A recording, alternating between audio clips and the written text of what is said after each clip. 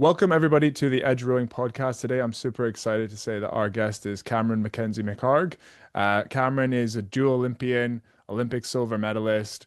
He's won medals at the World Champs, and he's also the co-founder and CEO of a very popular rowing kit clothing company, 776. Um, the yeah, I'd love to hear, Cameron, today about your story from kind of from the beginning of how you got into the sport and how you got to the Olympics. But then I'd also love to hear about what you're up to with your company and your business as well at the moment. So, Cameron, one thing I always like to understand is just what it was that initially brings people into the sport. So for you, like, what was it that got you interested in rowing? How did you find the sport? It's good to go back in the memory. And the first exposure to it was at the Olympic Games. As a young kid watching the Olympics and seeing the different sports, and it was I'm going to say the 1988 Olympics, and that was my first. I was 8 at that stage, and I grew up in the country, so it was lucky because you got to jump in and play a whole lot of different sports, and that was the first Olympics that I remember watching on TV, and it just captured my attention for the fact that all these athletes who are the very best in their sport all coming together in one location and peaking and sort of performing in their sport. And rowing was on the TV. Australia's got a really great history in rowing, so it was profiled quite a bit through that Olympics, and so I think sort of immediately it was like when I was looking at the different sports, it just looked cool. I mean, it was one of those things that just the idea of being part of a team, and I mean, it looked pretty intense in terms of a sport, and so that was sort of something that immediately grabbed my attention. But it wasn't until I went to school in Melbourne. So I grew up outside of Melbourne, and then went to boarding school for the last 3 years of high school, and went to Scotch College. And rowing's a big sport in the Scotch College school, and so Hmm. immediately I was like, I want to have a go at this. I was sort of tall and athletic at that stage, where I had some skills and attributes which lined up pretty neatly with what you need in rowing. So I walked down to the rowing sheds and jumped on an ergo, and yeah, that's how it all started. So it was a good place to start, because obviously Scotch College has got an amazing reputation as a rowing school. Do you feel you always had that draw to kind of like work ethic and you were just when you were talking about how it was interesting how rowing was kind of that had that toughness element to it. Yeah, I did, and I don't know where it came from. I mean, one of the earliest sort of, we used to have these, it used to be called a fun run, but, just a 10-kilometer run as part of our country, activities across a year. And I used to train for it. Like, I used to Oh yeah. finish school, go home, and go for a 5-6 kilometer run just to train for this, run that happened, once a year. And I started that relatively early, and it was just something that there was no encouragement or pushing in to actually sort of do it. It was just something I wanted to do, and so, like, I feel like I had that natural competitive aspect to wanting to be good at something, and not being scared about doing hard work and the training that actually then sort of went into the performance. So that was very early days. And then I think I always liked the training, the training aspect of sports. So I thought that was fun. Like, I thought the ability to, I mean, I played a lot of different sports: tennis, Australian rules, football, basketball, and so, like, I got to jump into a whole lot of different sports. But the ones that felt like it resonated the best to me were the ones where you got to work hard and you got to really push yourself. And so rowing, when I landed at Scotch College, I mean, rowing was one of those sports that felt like a really natural fit for those things that I was already drawn to. I'm just picturing, pushing yourself quite hard from a young age. I know it's obviously a while ago, but Can you take yourself back to kind of like what it was in those moments that was like motivating you to kind of like dig in and work hard when you're maybe doing the running training or when you're doing the rowing side of it? Was it maybe more the external competitiveness with other people, or was it kind of more of an internal thing? Probably a combination of both. I did want to win. From a very early age. I think that was one of the things was, we'd have these sports days and you'd go around and do the different events, even in, track and athletics. And, you go around and you do your long jump and your sprint and your high jump and you collect your ribbons if you won.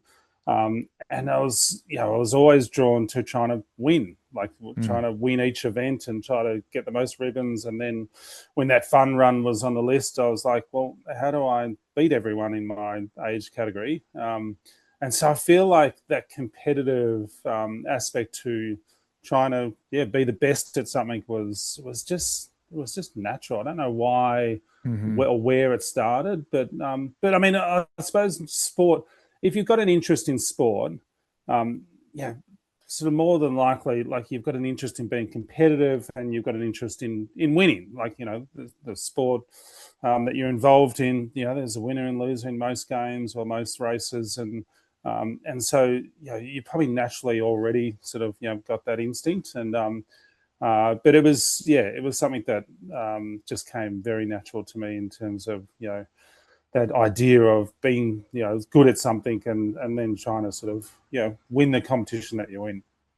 So I guess that probably helped you quite a lot going into that new Scotch college environment where I'm guessing very competitive. Then, or did you find there was any kind of friction at the start, getting familiar, coming kind of into the sport maybe a little bit later than other people?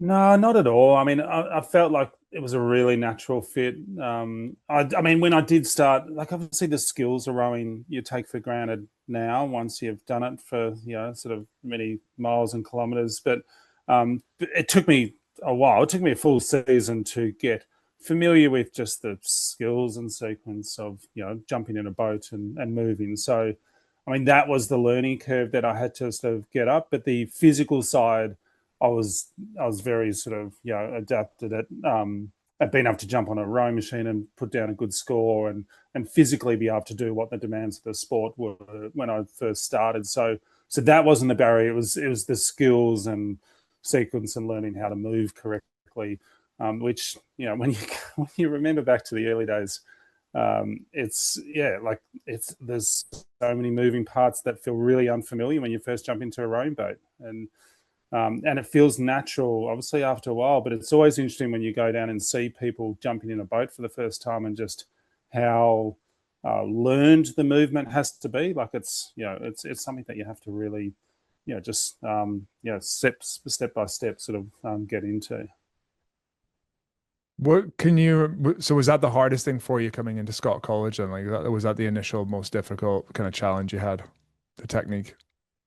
Yes, but I mean, but just in a way that everyone goes through that learning curve, and I mean, because it's such a good rowing program there, like you've got all these boats at all these different levels that you can jump in. So I was talking to Drew Ginn recently about my first experience down there. They put me on a rowing machine. I did a really good score, and What then did they you do? immediately, uh, we did 1,500 meters.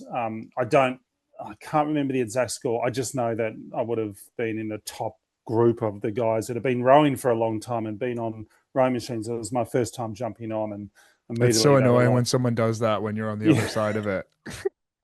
I got that sense too.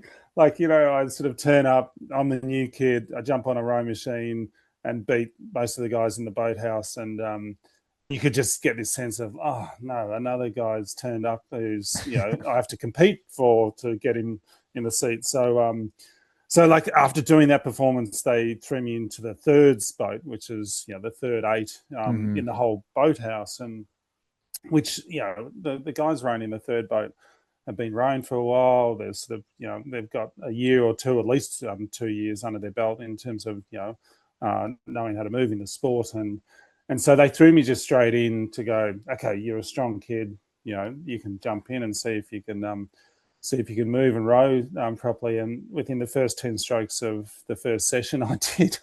they stopped the boat and they threw me back into the launch and said, "Okay, I think you need to learn some of the basics." So, um, like, I mean, How that. did you handle that? Well, I mean, not poorly, because I've really felt out of my depth in terms of just what was happening in the boat. Like, I mean, they were jumping straight into a work session, and I was still trying to figure out how to move with this, handle with my sort of, hands, and how to put the blade in and out of the water. So, like, I just didn't have anywhere near the skills or the movement or the sequence to jump into a boat that was, into a training session. So I don't think, like, initially I might have sort of been a bit frustrated or a bit disappointed, but I don't think it knocked me back too much, because I was Mm. like, I didn't want to be in a boat where I was going to be really uncomfortable, and it was going to be difficult to learn. When you're in, when you're outside your comfort zone a bit, that's a good place. When you're Yeah. too far out your comfort zone, you're sort of, you're too far out to learn and to be able to actually, that sink or swim, sort of idea is good in theory, but if you Yeah. sink, like, it's not a good place to be. And so that was sort of, the experience of going, hey, it's better I go back in a boat where everyone in that boat is still learning some of the basics of, the movement. And so I went back into the sevens and scrapped around there for the year, just trying to sort of piece together, how to move correctly, how to take the blade out and put it back in. And like, that was the right sort of, speed of development that I needed at that time. Mm. So I think it was a good step for me.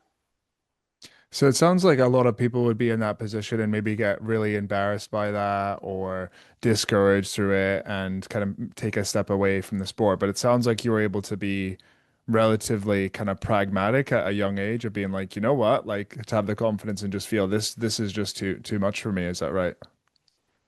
Yeah, I mean, I think, yeah, I think I was like one thing that was a strength, obviously, was, my performance and physically on the sort of row machine.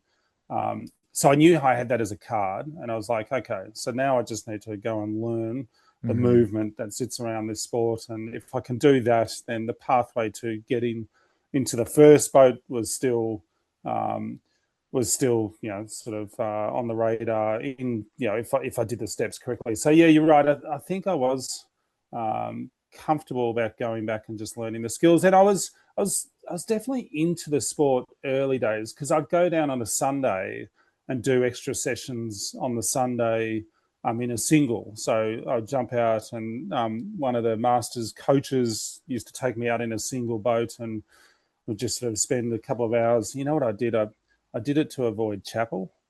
Oh yeah. I think that was one of the reasons that sort of motivated me. But I'd go down and spend a couple of hours in a single boat on a Sunday, and that was really great for my development too. So, like, it sort of sped up, just the ability to learn the craft of how to move a boat and the sequence, in a single scull. And so I was clearly into it, because, like, I really enjoyed those sessions, going down and being able to just sit by yourself in a single, and actually work it out a little bit. So you feel like once you got your technique sorted, was that the point at which you kind of started to make good strides towards showing potential for maybe Australian juniors or Australian under 23s? Yeah, it's funny. I had some competing passions or interests at the end of my school. So I was really into Australian rules football as my other sport. So that was the winter sport, and then rowing. And I mean, they were both competing. Like, once you get into that elite stream of wanting to Hmm. aim for an Australian team, or hopefully getting drafted to play Australian rules football, they were both, very intense streams. So you couldn't do both together. But at school, I did both. So at the end of school, I had these ambitions to go to Olympics. Like, that was definitely, we won our head of the river in the final year and had a great experience. We got coached by Nick Green, who was one of the awesome foursome guys, and Andy Mueller. So we had this amazing year, an amazing coaching panel, and just a great rowing experience. So, and I remember Andy Mueller, who was Australian representative. He was one of our coaches. He wrote me a letter at the end of the the campaign and went in head of the river. And he said, if you wanted to go to an Olympics, you've definitely got the ability to, and it's something you should aim for.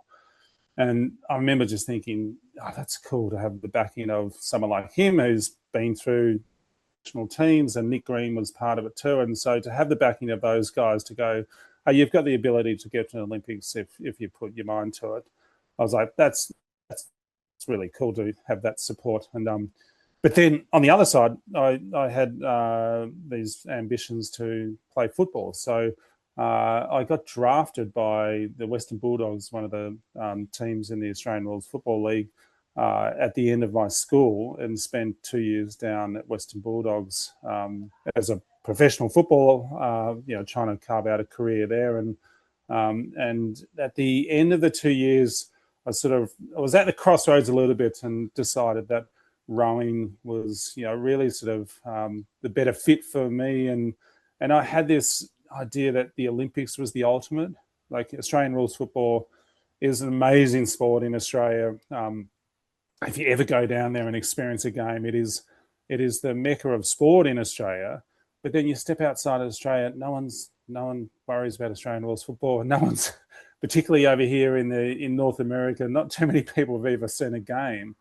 And I had this idea that the Olympics was the ultimate stage for sport. And so if you ever wanted to peak in sport, getting to an Olympics was the ultimate.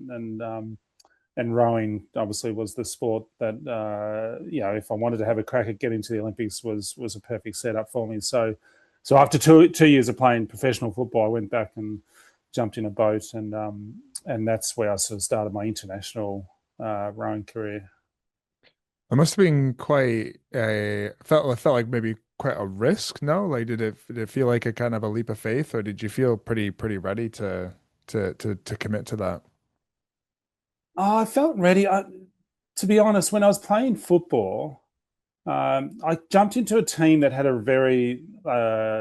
very senior list that were in the window to try to win the premiership, the main competition for the AFL. And so, like, I didn't, as a young footballer, I didn't get too many opportunities to be in a senior position or play sort of senior games. And so, and I just had this, like, I'd turn up to the boat sheds every second week and just jump on a rowing machine. And so I still had this attachment to the sport that kept on drawing me back into it. So and I felt like I missed it. Like, when I was playing Hmm. football, I really loved the exposure to the football and the opportunity that I had there. But, like, it felt like my true sort of heart and passion was really aligned to rowing, and so it wasn't a difficult and so that was, yeah, it was almost a nice way to come back in, because I'd had this great experience going and sort of being part of the football world, and then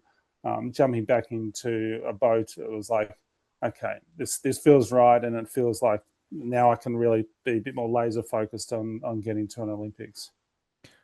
What do you think you learned from Aussie football that transferred into rowing and helped your rowing? I mean, it was transitioning. It was interesting. It's a professional sport, Australian rules football, but Hmm. the contrast, what was interesting to me is that the program that we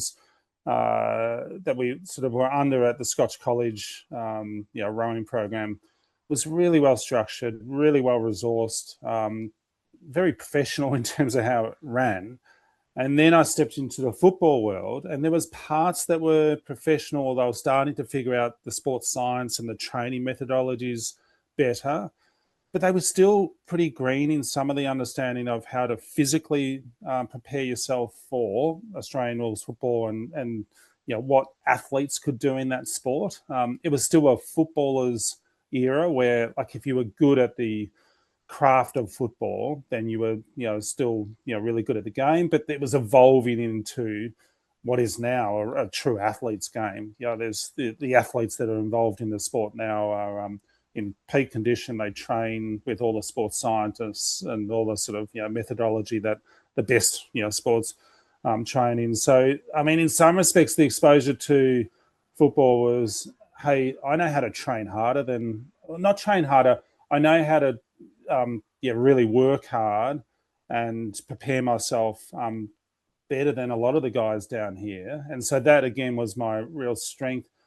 I learned how to bulk up a bit. Like, it was into that period, being big and strong was a real focus within the football world. And so I put on 10 kilos in sort of under 12 months.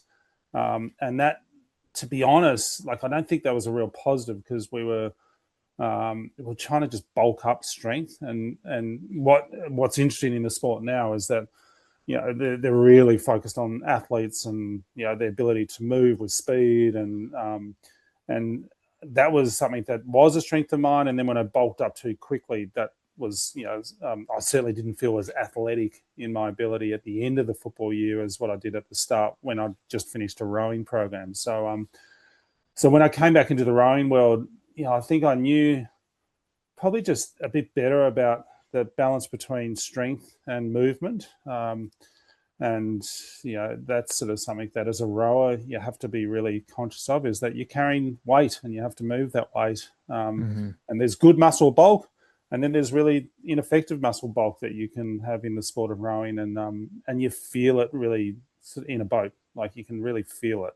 So I think, that was part of my experiences of sort of, being exposed to the I have football that. world. I had that same problem with my biceps. They're just too huge, and coaches would tell me off for it all the time. But there's just unfortunately nothing I could do about it. But Well, there's always that last 10 strokes of a race where you can get the biceps involved. yeah, for sure. So talk to me about coming back from Aussie rules football and then getting into the Olympics. What did that journey look like?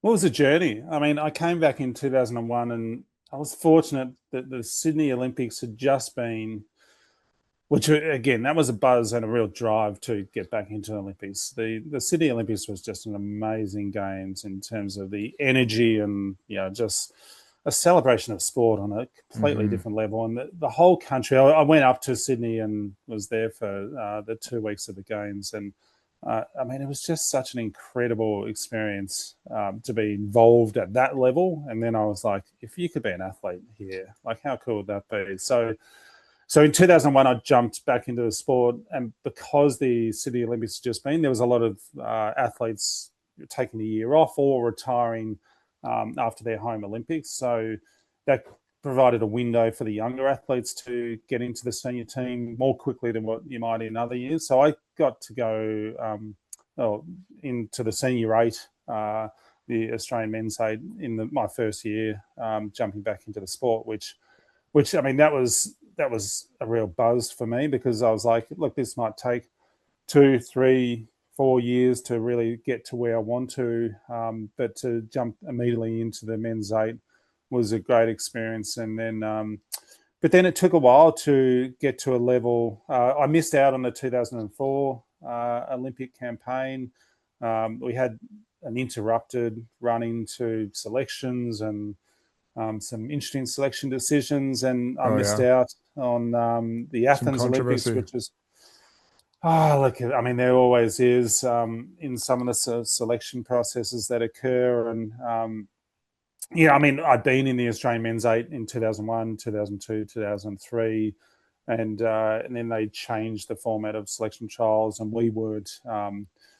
We had a really interrupted run into the trial period, and then instead of running the last trials, they cancelled last trials and just chose the boat that they had put together in the first trials. And anyway, it was one of those processes which was a real kick to my ambitions of getting to the team, because I was on that pathway in the eight leading into those years. And that was a real test of character to come back and build another Olympic campaign after that, because I really felt gutted and disappointed by not getting into the team. But it really, once I got back in, I took a year off in 2005 because I sort of felt like I just needed to clear the air a little bit and just do a few different things. And so I didn't compete internationally. But then when I jumped back in at the end of 2005, I really set myself to have a really strong, take some of the learnings that I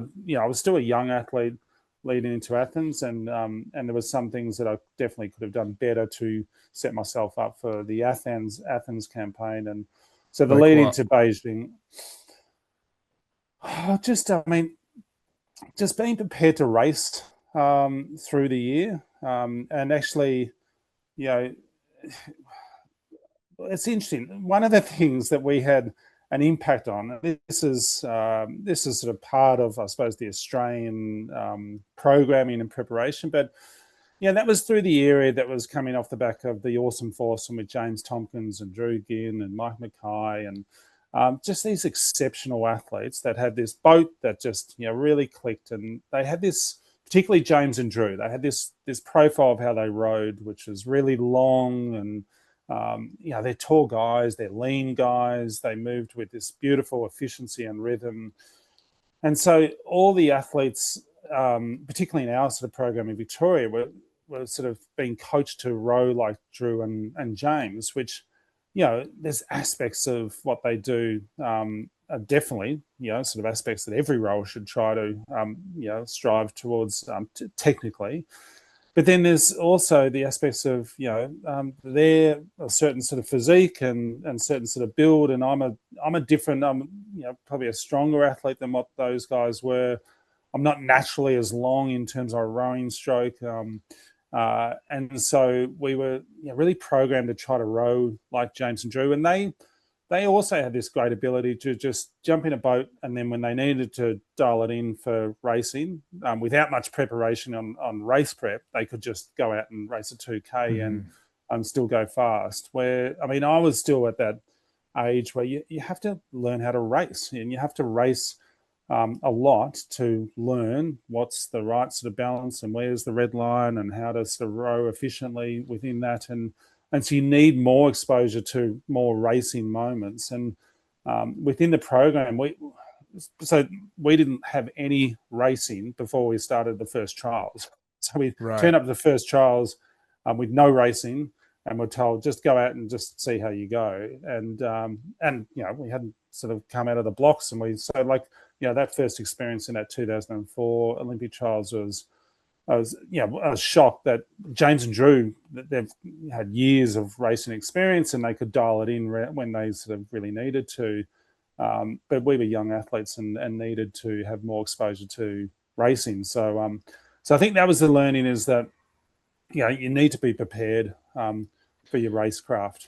Just on that point, then, when you're talking about, obviously there's the intangible value of race experience where you, like you say, learn where the red line is, learn how to row under fatigue.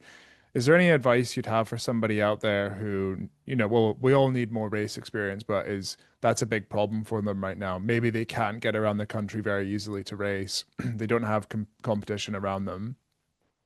What's some advice you'd maybe give to your younger self before Athens that doesn't rely on having more experience to help get better at racing and being kind of like more ready to race, as you say? Well, you can simulate racing. I mean, this is the thing. You can simulate racing really easily without having to line up against other crews, but also without having to detract from your program too much. So even like 500-meter pieces or 1,000-meter piece thrown in at the end of a session, like, it's physically not going to take a toll on your programming, but it gives you, your body and your movement skills exposure enough so that you're just staying in touch with what, racing speed feels like and the skill of moving that quick feels like. So, I mean, I'm a big one in thinking that, the speed of movement that occurs at rate 38, 40, is a skilled movement that you need to practice, and you need to be able to sort of, touch, consistently through the season, so that, you just know how to move that quickly and move all your body parts that quickly within the right sort of frame of sequence, so that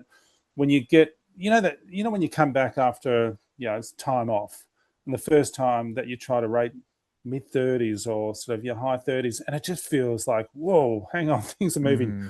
way too quickly and it feels really foreign. And I think, through, there was sort of a traditional approach with programming where you don't do any speed work until, very close to when you start to race.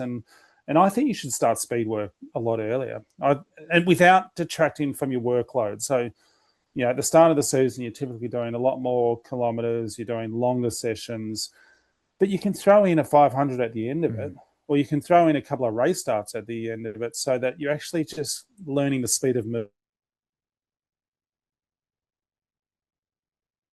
movement skill consistently. Just a program that is consistent. Mm.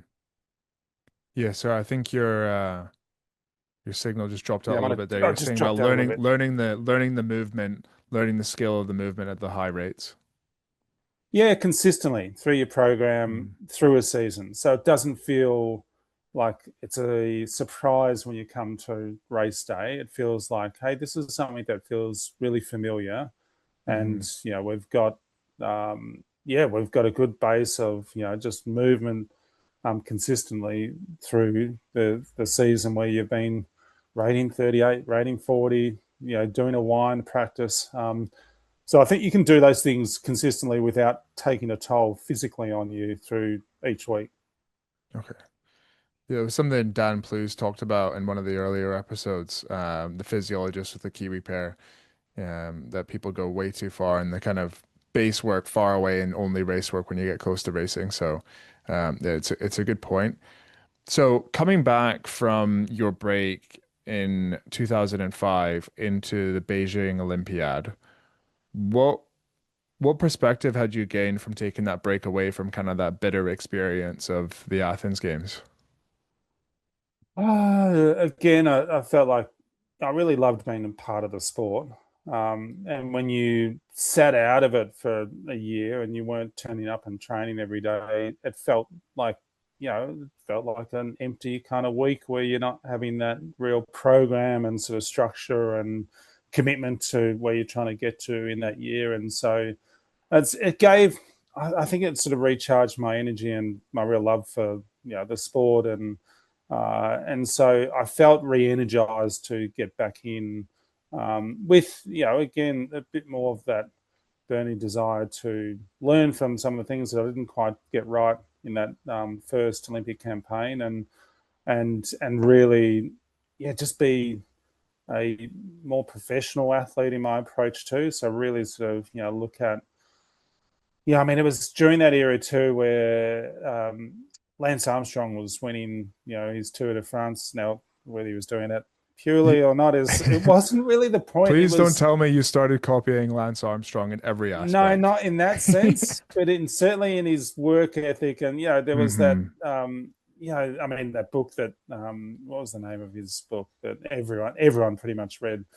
Uh, his book about just his training mentality and his story, and how, like, Hmm. he was really pushing the envelope on, just the physical sort of side of how many hours you were committing to training, and the preparation. Now, obviously, there was some other things that he was, building into his Yep. program, but but I remember thinking I at know the what you mean. time, just, it's work, and rowing is a simple sport. It's working, like, and you get the results out.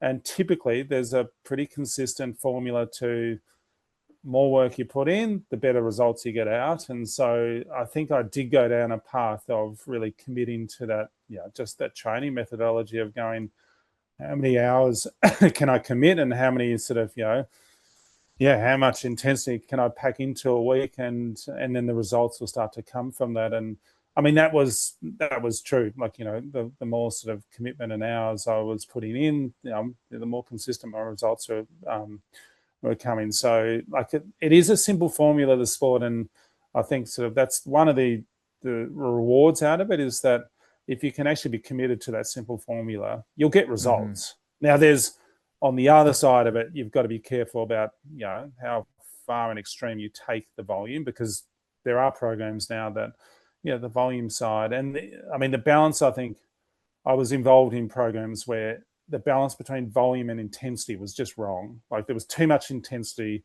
and too much volume. Whereas I think you can do the volume and a bit of intensity, or you can do more intensity and less volume. But once you dial up volume and dial up intensity, I mean, that's where you can really burn athletes out. But But yeah, I think sort of just that more committed, approach across the training week that I had in the Beijing Olympic campaign was a big part of my approach. So I think a lot of that, that extra commitment and kind of extra consistency, from my experience at least, it comes down to the kind of little things that you tell yourself and the habits that you reinforce in your mind when there's maybe a point at which it's easier to back off or not be consistent or ease off on the pressure or maybe not commit to something as much as possible. Is there anything you can remember that you were maybe telling yourself to stay at it with that consistency and extra commitment?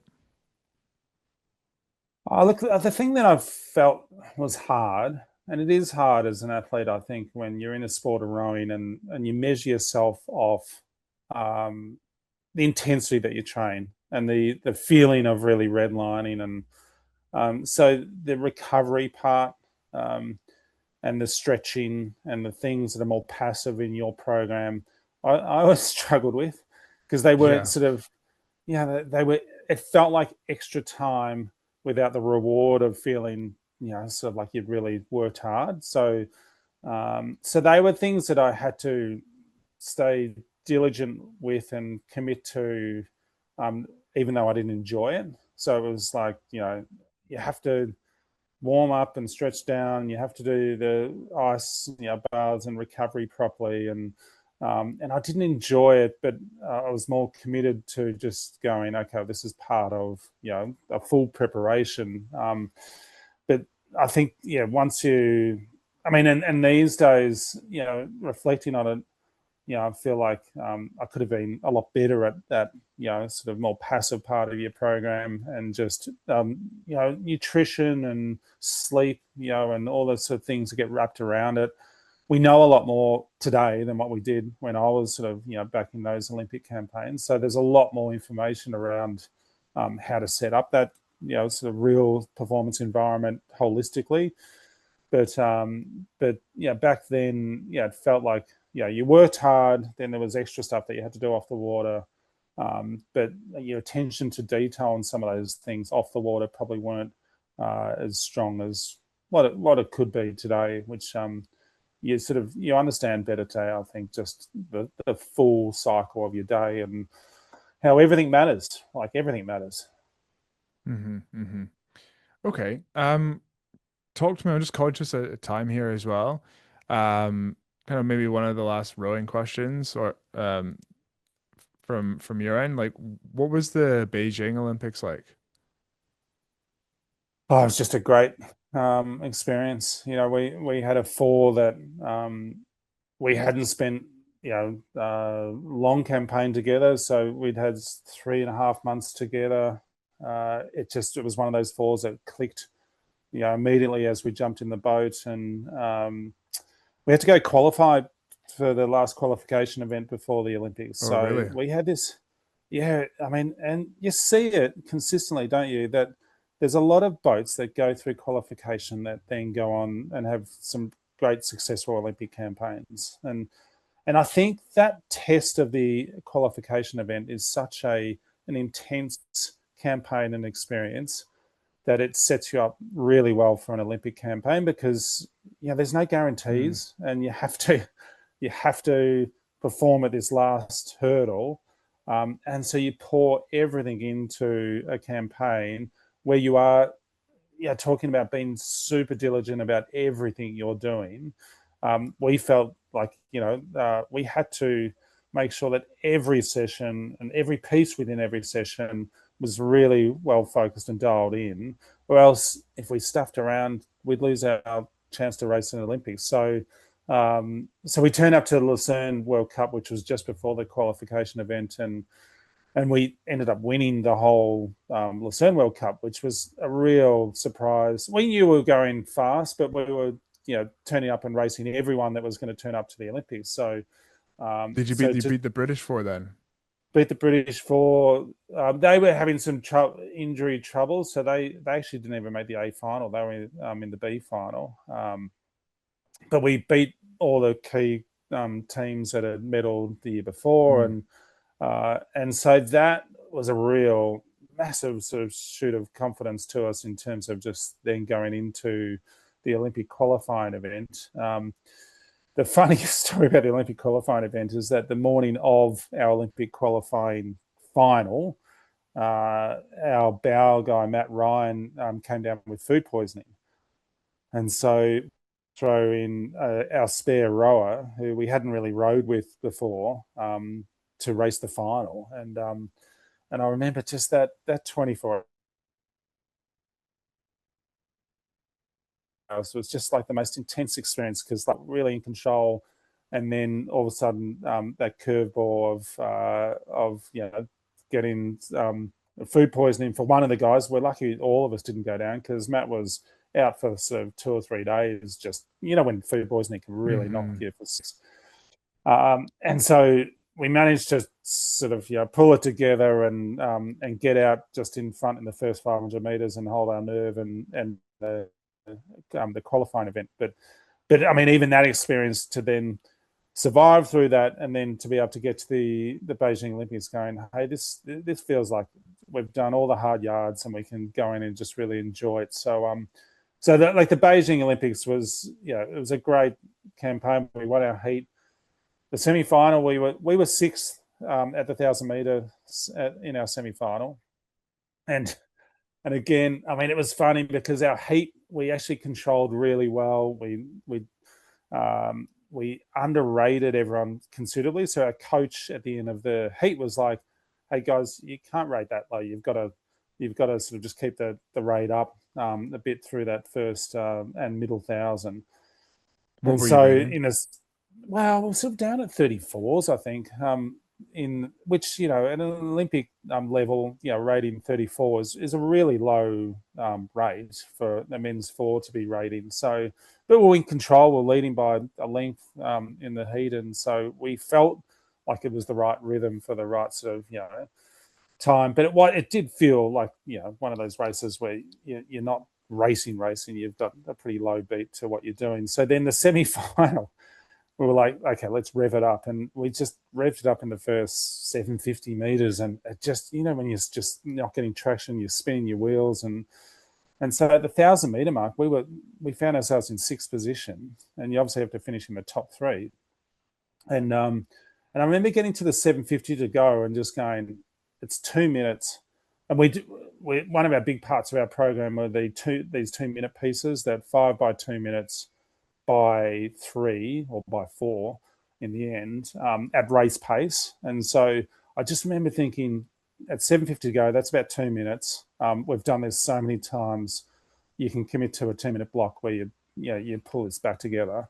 And we did, we rolled through the field and almost knocked off the Brits in that semi-final and came second. But the New Zealanders, who were the world champions from the year before, and that had Hamish and Eric in there, they were in our semi, and they didn't get through to the A final. So it was an intense semi-final, and we were just, we were lucky that we did, hold tight and pull it together for that second 1,000 to come through the field and book our place for the final. And so then the final, we were like, let's get out and lead and try to stamp our authority on this race. And we had a great race, and then the Brits managed to get over the top of us in the last 100 meters, which is I think about every now and then. It's sort of it's one of those things that there's a couple of things we could have changed in the race just to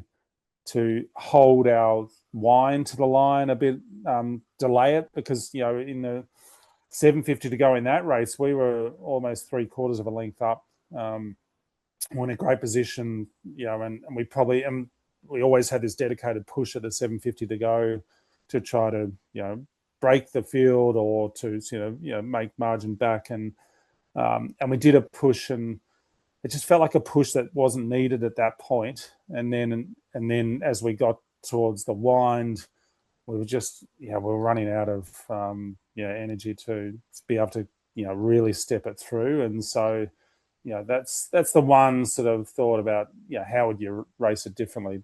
But I mean, look, as a race profile, we got we got it really sort of dialed in, and I mean, it was a great Olympic final. Like It we felt is, really yeah. sort of proud about what we did.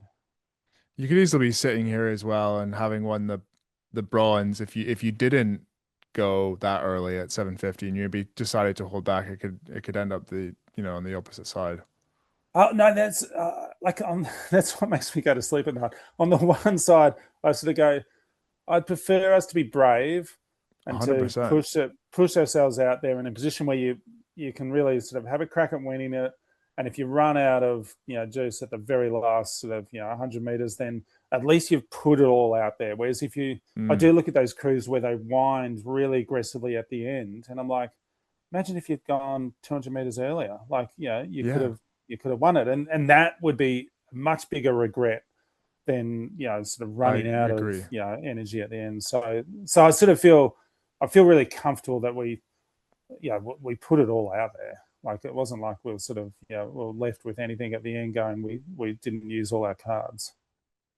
Yeah, I think that's the best way to look at it, and where you can ultimately find the most like fulfillment from it. Obviously, the result and the gold versus the silver, that's another thing. But in terms of an internal performance, it's a great position to be in, and something anybody should be very proud of. But yeah, Cameron, just a bit of time here to hear about what you're up to these days with 776 and your company that you're a co-founder in with your wife. And yeah, I'd love to hear a little bit about that and tell the audience about what's going on there.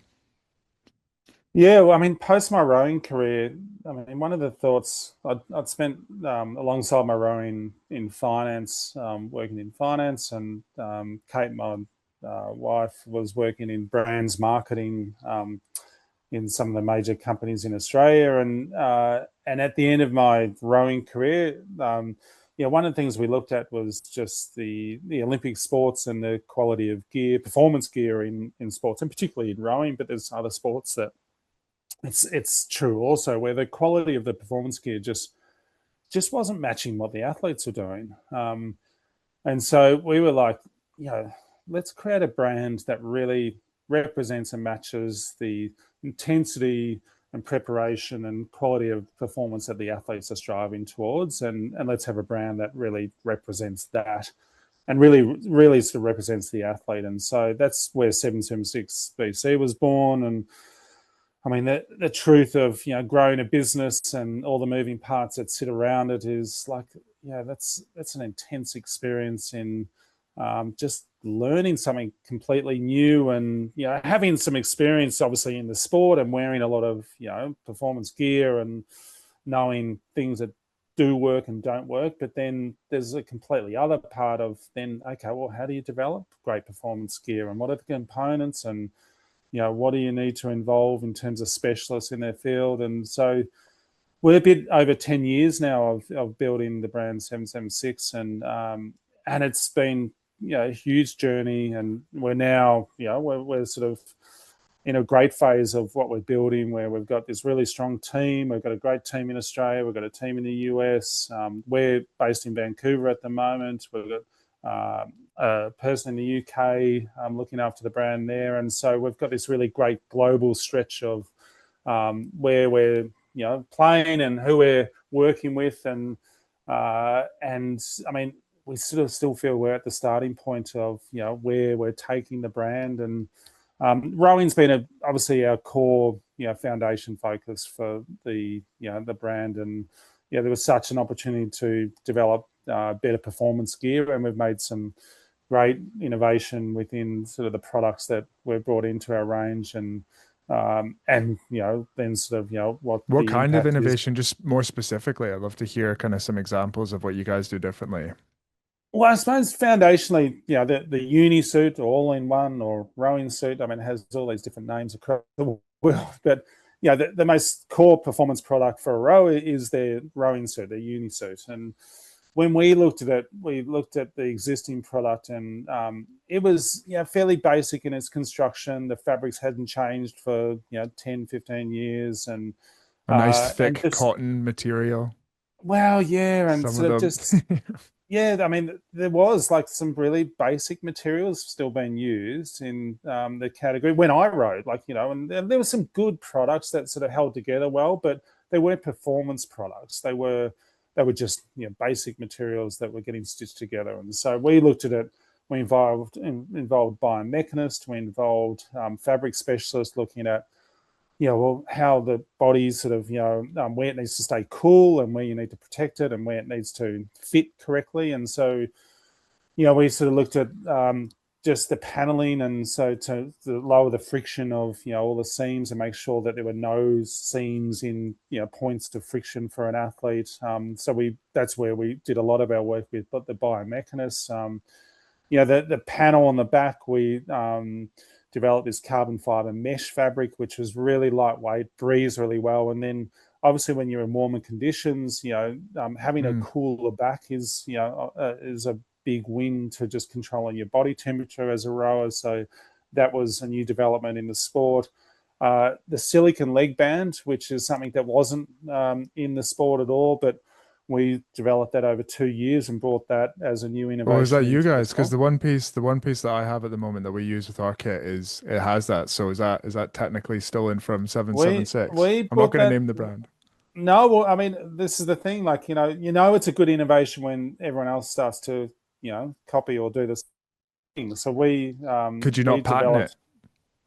No, not that as a concept, because there's different types of silicon leg bands you can use, and I would argue ours is still a much more premium silicon leg band. Ours is it's we work with an Italian group to develop the silicon leg band, and it's something that Okay.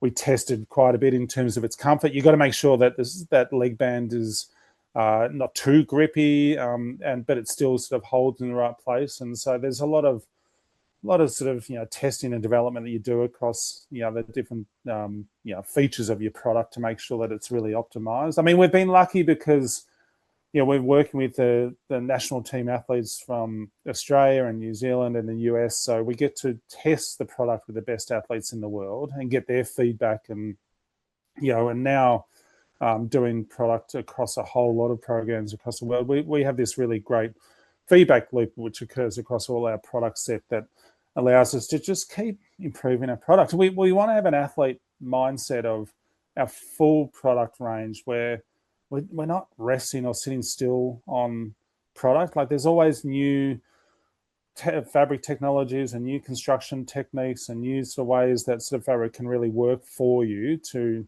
optimize your performance. And so we're always looking at every part of our product and new products to go, hey, where's the next frontier for improving this as a performance product within the sort of sport for our athletes.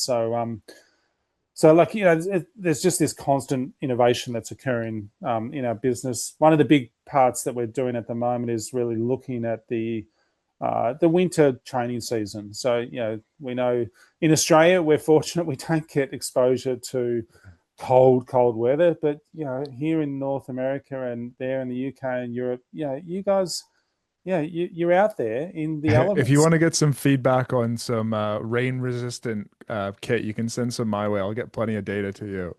100%, because this is the thing, isn't it? It's like you're still out there, and you're trying to get quality training sessions. You need to have the right level of protection. You don't want to have product that cooks you. You want to have product that Hmm. still also you can move in. So, I mean, there's a lot of products that are true waterproof, but they don't move with your body. So Hmm. we're developing. We've got a new outer shell for the rower that it moves with your body. It's got some water resistance. It's got windproof. But it's just a really nice layer to wear in the colder months. That like also when you're heating up during a session, you don't feel like you're cooking yourself wearing this garment. So the winter range is something that we're working really hard at. Hence why I'm sitting in Vancouver at the moment, because we're doing quite a lot of that product development over here. Is that why you moved to Vancouver? Yeah, well, I mean, a large part. I mean, there's some really That's cool commitment.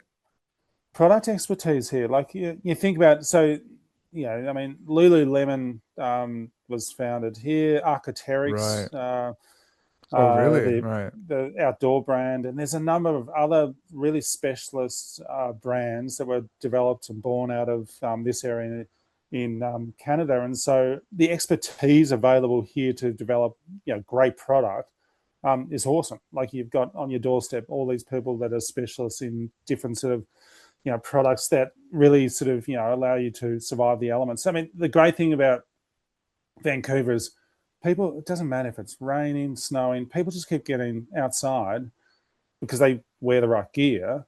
Right. And Yeah. so there's a real mentality that the weather doesn't stop you. You just need to be wearing good gear.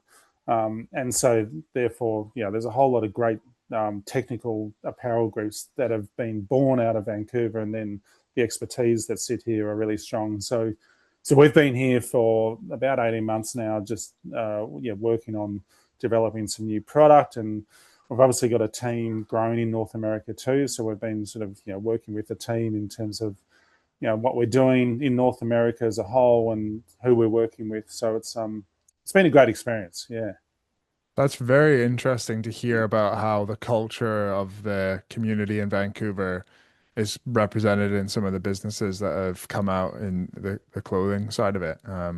That's very interesting. Yeah, pretty damn good commitment to like developing your product as well. So excited to see what sort of like winter kit comes out and yeah.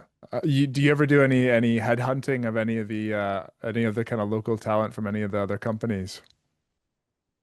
Well, yeah, we do. I mean, that's the beauty of being in a location where you've got these expertise, where they've developed great products for these different brands. And the thing that's interesting about rowing too is that, when you look at other sports categories, there are innovations that occur that you can actually look at and go, oh, I think we can use a bit of that to build back into a rowing range. And I mean, even the silicon leg band, that was really a consistent feature in a lot of cycling products. So, Right. there was really foundational, work that occurs in other sports that you can constantly look at and go, hey, I think there's a really nice fit for taking some of the aspects of that product into a rowing product. I mean, and outdoors product. I mean, outdoors Hmm. product, it has to truly work. Like, when sort of the elements are really sort of cold and you got wind and you got rain, and like, the quality of the fabrics and the quality of the gear,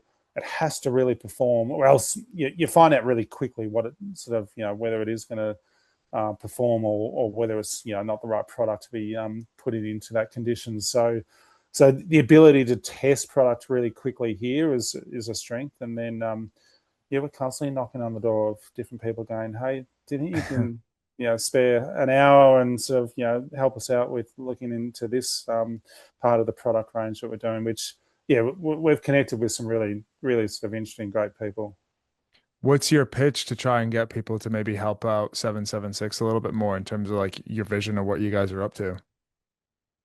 Well, I mean, there's a broad passion here of technical apparel, and where we're into rowing and some different Olympic sports. There's a natural interest into taking some of their expertise and developing better product in different categories. So I feel like there's a natural interest that sort of sits there. And then when we're looking at new innovation, I feel like it's just a natural fit for them to get excited about something that's just a little bit sort of different to what they're typically doing. And I mean, we've got sort of a real strong ambition in terms of the range and where it sort of grows to, and the different sort of products that we build into it. So those sort of expertise can fit into a whole lot of different sort of areas of our range Mm. development. I mean, we're building 776 to be a brand that truly represents that Olympic athlete still. And rowing's always going to be our foundation sport. But the great thing about rowing is that it's so in terms of a hybrid athlete, I mean, the rowers are the true hybrid athlete to begin with, because you're doing all the intense training on water, but then you're into the gym for 2 or 3, 4 times a week, and then you're combining running, or you're combining cycling, or you're combining other aspects to your whole Hmm. training sort of week. So uh, we sort of often look at the rowing athlete as just a great athlete to work with across different different Mm, products that sort of and then other sports can really benefit from the development that we do with the rowing athlete, because the rowing athletes, they're pretty hardcore in terms of the kind of training that they sort of cross over in a week of training. Like it's quite varied. mm. Interesting. Okay, so I mean, to round up, like for everybody listening, like what sort of discount do you think that you could give them on 776? Like kind of a 90% or so, like an 80%, just to say No, we need thanks to. for Well, listening. we need to negotiate this. I mean, Yeah, like I just really. kidding. Yeah, No, I mean, just kidding. I love the yeah, I love the what you've set up, and the conversations and connections you've built, and so we should be doing something sort of more aligned with just opportunities for your community, and yeah, I mean, I enjoy following your content. I think it's there's some really good people producing great content out there, and I think you've led the way with just the conversation that sort of sits across the sport, and so Oh, I I love appreciate that. yeah I love sort of seeing especially too, because like you've pioneered certain areas of the sort of conversation and content work, which I think the strength for the rowing community is that they can tap into some great tips and expertise and understanding from listening to the conversations that you're having. And so, yeah, I love sort of the work that you're doing, because and I mean, the thing I will say, like sometimes I look at content out there and I really go, hey, these guys, I don't know what they're going on about. I don't agree, but the content you're producing, I sort of go, hey, I really align and sort of understand the points that you're making, and really sort of I think the quality of your content is really strong. I appreciate So that. yeah, so we should work on Yeah. a deal for your community. Yeah. We can start at like 90% and then maybe like work our way down or something like that. Yeah. Just We'll kidding. we'll meet somewhere in the middle. Yeah, just kidding. But yeah, thank you, Cameron, for well, just for the praise there, but then also for finding the time to come on and share your journey and your insights and what has what worked for you as an athlete and what you learned and what you're up to now at 776. I love to hear about the innovation there. I think that's super interesting and something we're passionate about as well with what we do. And yeah, everybody, I'll link 776 down below, and then also Cameron's Instagram. And yeah, thanks everybody for listening, and yeah, cheers. Awesome. Thanks, Jack. Great to connect.